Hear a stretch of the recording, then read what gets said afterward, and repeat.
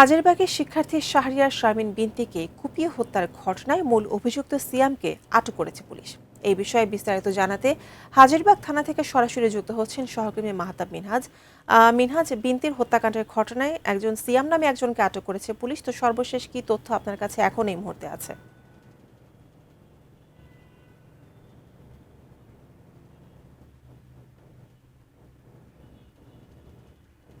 মাহতাব।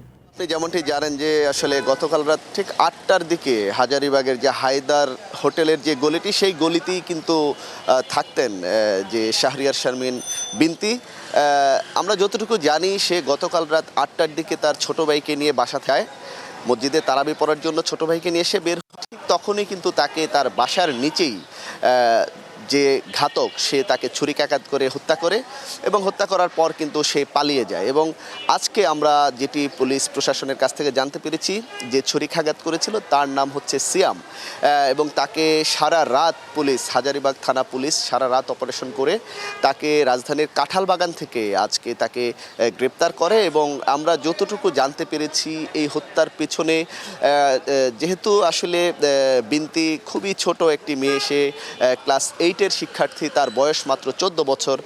যতটুকু জানা গিয়েছে পরিবারের পক্ষ থেকে বা আমরা আশপাশের লোকজনের সঙ্গে কথা বলে জানতে পেরেছি, সিয়াম তাকে দীর্ঘদিন ধরে উত্ত্যক্ত করত এবং তাকে বিভিন্নভাবে তার সঙ্গে আসলে কথা বলার চেষ্টা করতে। একটা পর্যায়ে যখন সে কোনোভাবেই বিনতির সঙ্গে আসলে কথা বলার বা সম্পর্কে জড়ানোর সুযোগ পাচ্ছিল না, তারই জের ধরে হয়তো বিনতিকে সে এই হত্যা করেছে বলে প্রাথমিকভাবে আমরা জানতে পেরেছি। তবে এখন আমরা অপেক্ষা করছি সিয়ামকে গ্রেপ্তারের পর, যেহেতু এটি রমনা ডিভিশনের মধ্যে পড়েছে, রমনা ডিভিশনের যিনি ডিসি রয়েছেন তিনি হয়তো আমাদেরকে দুপুরবেলায় এই বিষয়টি নিয়ে বিস্তারিত ব্রিফ করবেন। আমরা সে পর্যন্ত অপেক্ষা করছি আসলে কেন এই আসলে এত বড় একটি ঘটনায় মর্মান্তিক হত্যাটি ঘটেছে।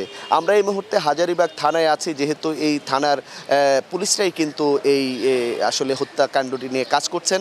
তো আমরা আসলে সব সাংবাদিকরা আছি এখানে, অপেক্ষা করছি কখন আসলে পুলিশের পক্ষ থেকে আমাদেরকে ব্রিফ করা হয়, তখন হয়তো আমরা এই হত্যার পিছনের যেই রহস্য বা আসল কারণ আমরা সেটি জানতে পারবো। এবং এই মুহূর্তে বিনতির যে মরদেহ, সেটি রাজধানীর ঢাকা মেডিকেল কলেজের মর্গে রাখা আছে। সেখানে তার ময়নাতদন্ত হবে, পোস্টমর্টেম হবে। সেখানে পোস্টমর্টেম করার পর আসলে যখন রিপোর্ট আসবে, তখন এই হত্যার পিছনের কারণ বা কিভাবে তাকে হত্যা করে হয়েছে, প্রত্যেকটি বিষয় কিন্তু তখন সামনে চলে আসবে। তো আমাদেরকে আসলে একটু অপেক্ষা করতে হচ্ছে। পুলিশের পক্ষ থেকে আমাদেরকে যখন বিস্তারিত জানানো হবে, তখন আপনাদেরকে পুরো বিষয়টি জানাতে পারবো।